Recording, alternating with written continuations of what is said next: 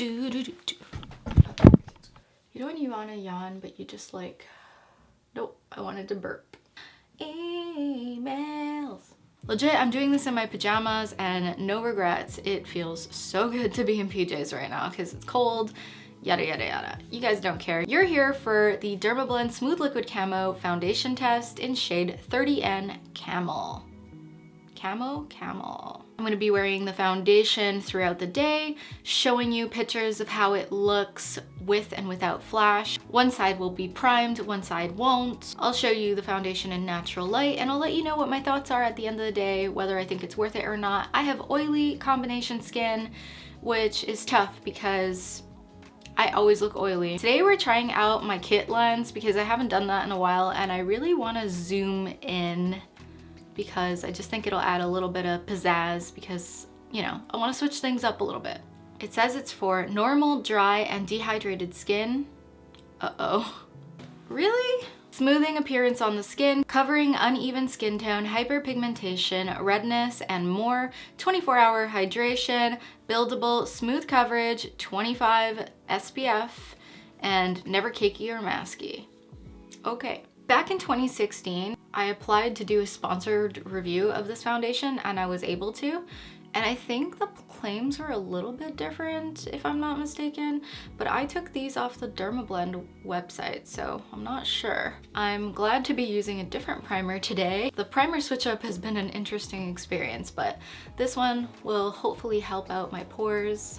I remember really loving this foundation. I actually used to use the Dermablend Vichy foundation back when Dermablend was under Vichy, and I have a backup of that. I know that's a bit disgusting, but it went on liquidation for $14 and I was like, I need this because it was one of my favorite foundations to use as a concealer for acne breakouts, but also just if you have a full face of acne, Dermablend is a really great brand because they have a lot of products that are full coverage. My pores definitely look different in the primed side versus the non-primed. I'm gonna zoom in and show you.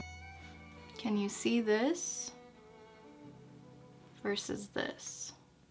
For concealer, I'm gonna use the CoverGirl True Blend Undercover Concealer. I have a review comparing the L'Oreal and the CoverGirl versions. I have it linked in the description box if you're interested. Here's a close-up.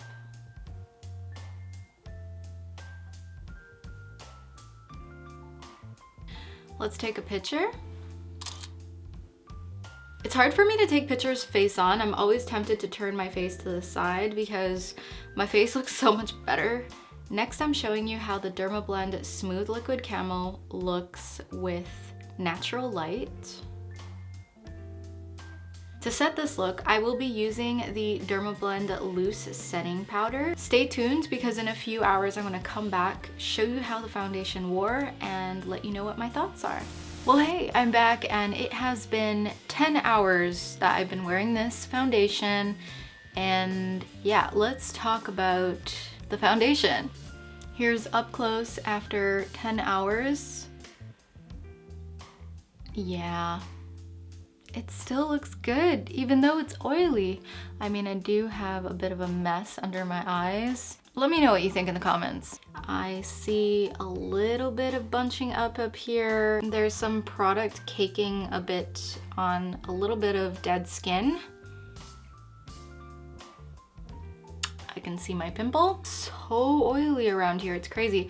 Let's blot because I'm curious to see how much transfers. This up here is just eyeshadow, obviously, but here's how much transferred.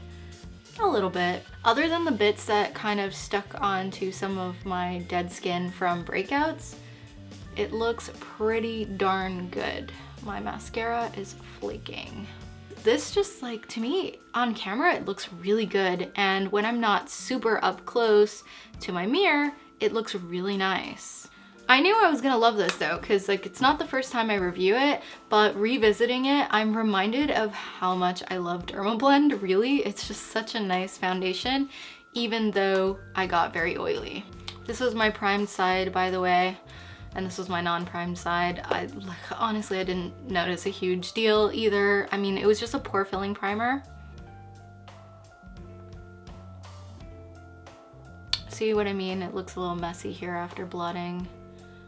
The oil has been tamed. I don't know, but like from this distance, it looks good. Obviously, when you have some dry patches and things, you can't expect foundation to erase the texture of your skin, but overall, I love this foundation. All right, so my next foundation video is gonna be on Tuesday. It is going to be foundation number 10 of 12. I can taste the finish line. I'll see you then. Bye, guys.